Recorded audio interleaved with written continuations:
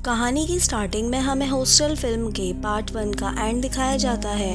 Paxton उस businessman के पीछे वॉशरूम में जाता है और वहीं पर उसका मर्डर कर देता है और वापस ट्रेन में आकर बैठ जाता है। ट्रेन में उसकी हालत काफ़ी ख़राब हो गई थी और वो बेहोश हो जाता है। कुछ पुलिस ऑफिसर्स उसको हॉस्पिटल में एडमिट कर देते हैं। नेक्स्ट डे पैक्सटन की आँख खुलती है और वहाँ उससे कुछ लोग मिलने के लिए आए थे और वो लोग उससे स्लोवाकिया के बारे में पूछते हैं।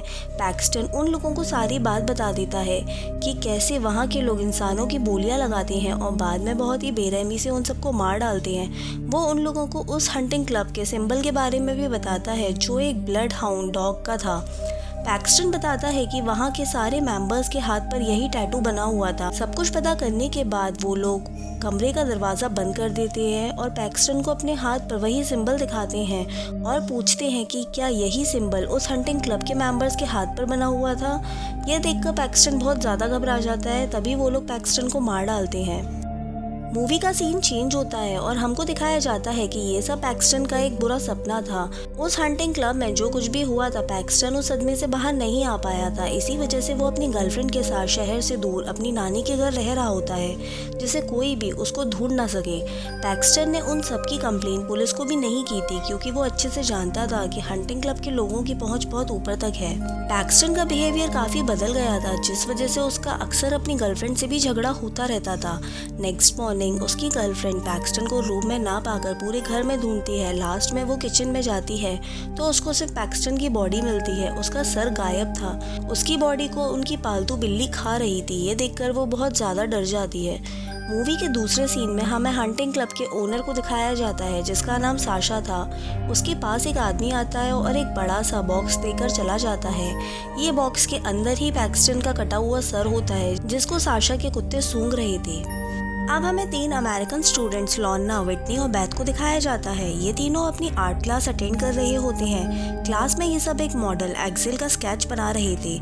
क्लास खत्म होने के बाद एक्सेल इन तीनों के पास आती है और अपना स्केच दिखाने की बोलती है। स्केच काफ़ी नॉर्मल था पर फिर भी एक्सेल उस स्केच को खरीदना चाहती थी, लेकिन बैथ उसको वो स्केच फ्री में ही दे देती है। ये तीनों जल्दी में थी क्योंकि इनको घूमने के लिए प्राग जाना था। अगले दिन वो तीनों प्राग जाने के लिए अपनी ट्रेन जर्नी स्टार्ट कर लेती हैं। बैथ और विटनी लॉर्ना को अपनी बर्थ में ही छोड़कर ड्रिंक पीने चली जाती हैं। तभी इनसे एक बड़ा अजीब सा आदमी टकरा जाता है पर वो दोनों उसको इग्नोर करके आगे बढ़ती हैं। ट्रेन के बाहर में ही इनको एक्सेल भी मिलती है और उसको वहाँ देखना बहुत शॉकिंग लगता है। बैथ उससे पूछती है कि वो यहाँ क्या कर रही है। तब एक्सेल उसको बताती है कि वो भी वेकेशन के लिए बाहर जा रही है। दूसरी तरफ वही अजीब सा दिखने वाला आदमी लॉर्ना की बर्थ में घुस जाता है। कुछ देर बाद बैथ और विटनी वापस बर्थ में ही जाते हैं और वहाँ लॉर्ना बहुत रो रही होती है। बैथ के पूछने पर वो बताती है कि कैसे वो अजीब सा दिखने वाला आदमी उसका आईपैड लेकर भाग गया। तभी एक्सेल आती है और वो लॉर्ना का आईपैड वापस करके बोलती है कि एक आदमी उसका पर्स में से चोरी कर रहा था, तभी उसके पास से ये आईपैड गिर गया था। आईपैड वापस मिलने पर लॉर्ना काफ़ी खुश होती है और अब एक्सेल भी उसी बर्थ में उनके साथ बातें करती है। एक्सेल उनको छुट्टियों का और मज़ेदार बनाने के लिए बोलती है कि उन तीनों को प्राग की जगह स्लोवाकिया चलना चाहिए।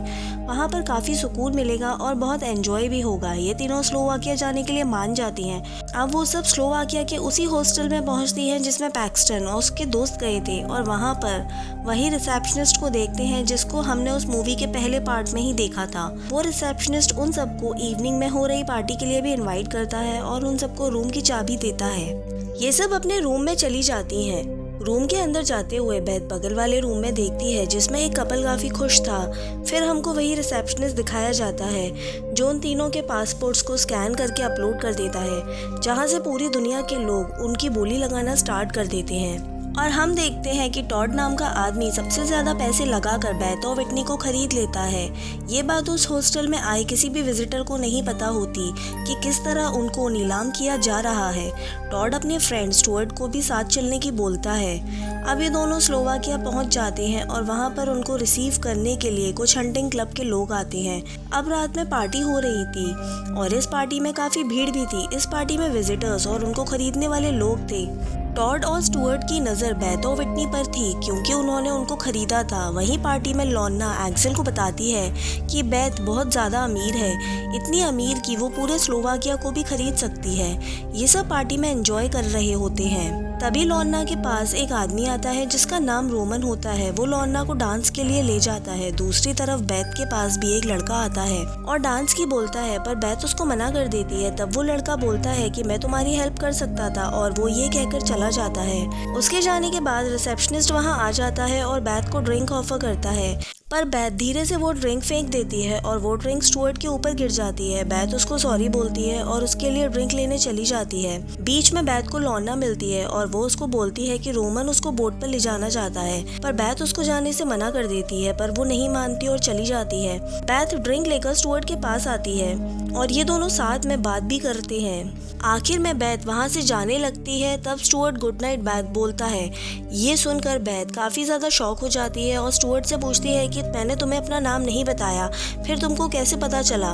तब वो बोलता है कि उसने बेथ के फ्रेंड से उसका नाम सुना था। बेथ उसकी बात पर यकीन कर लेती है। लॉर्ना भी रोमन के साथ बोट में बैठकर चली गई थी। बेथ बिल्कुल भी नहीं चाहती थी कि वो जाए क्योंकि अजनबियों पर उसको बिल्कुल भी ट्रस्ट नहीं था।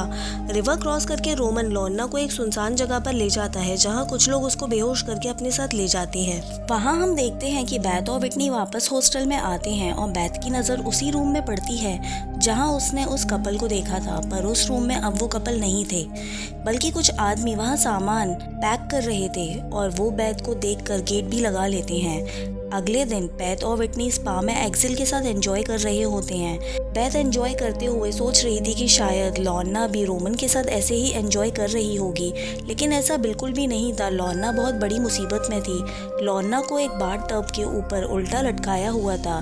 तभी एक औरत उस बाथ टब में लेट जाती है और एक धारदार हथियार से लॉर्ना की बॉडी पर बहुत सारे कट लगा देती है। लॉर्ना का खून उस औरत के ऊपर गिरता है और लास्ट में वो लॉर्ना का गला काट देती है और उसके खून से नहाती है। अगली सुबह हम बेथ को देखते हैं जो रात में स्पा में ही सो गई थी। उसकी नींद खुलती है और वो आसपास देखती है और उसको कोई नहीं मिलता। फिर वो पूल से बाहर निकलकर विटनी को ढूंढती है। तभी वहाँ पर हंटिंग क्लब के कुछ गार्ड्स बेथ को पकड़ने के लिए आ जाते हैं। उनसे बचने के लिए बेथ दीवार पर चढ़कर दूसरी तरफ चली जाती है। मेन रोड पर पहुँचते ही उसको एक ट्रक दिखता है और वो हेल्प मांगने के लिए उसी ट्रक की तरफ जाती है। ट्रक में वही लड़का था जो बेथ को पार्टी में मिला था।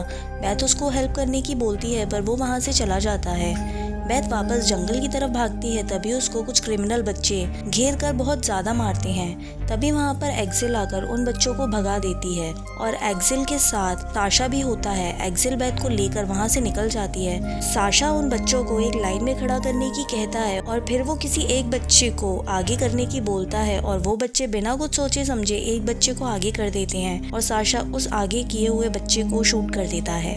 एक्सेल बेथ को अपने घर ले जाती है। वहाँ एक्सेल की बहुत बड़ी और सुंदर पेंटिंग होती है। ये सब देखकर ये समझ आ जाता है कि ये सब पहले से ही की गई प्लानिंग है और एक्सेल भी इस प्लानिंग का हिस्सा है।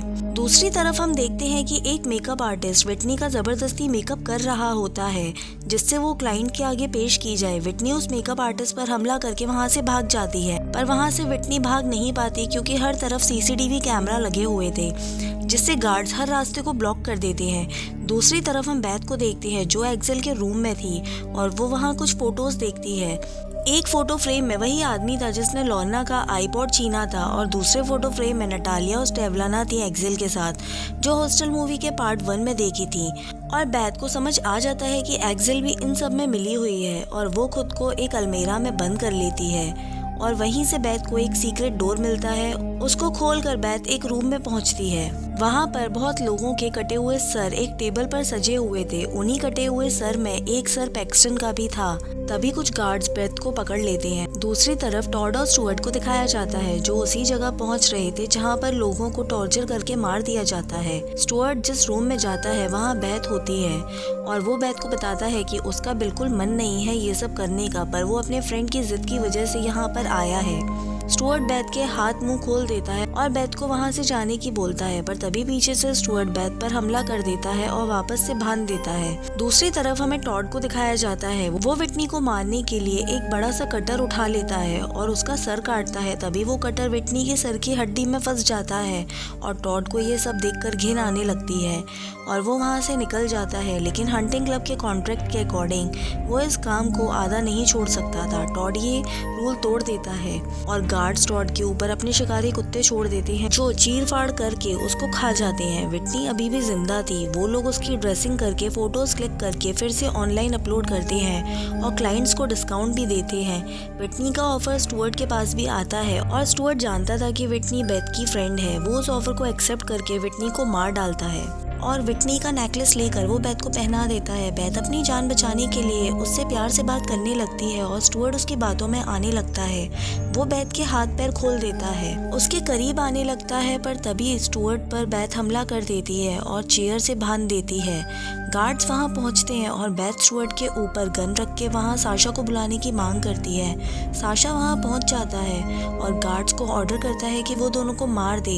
इस पर बेथ उसको इस डील के दुगने पैसे ऑफर करती है, पर साशा बोलता है कि क्लब के मेंबर बनने के लिए उसे किसी एक को मारना होगा और बेथ बिना सोचे समझे स्टुअर्ट को तड़पा कर मार देती है और बेथ उस क्लब का टैटू बनवा कर मेंबर बन जाती है। अब बेथ उन्हीं क्रिमिनल बच्चों की हेल्प से एक्सेल को जंगल में लाती है और उसका सर धड़ से अलग कर देती है और वो बच्चे उसके सर से फुटबॉल खेलते हैं और इसी के साथ ये मूवी यहीं पर एंड होती है।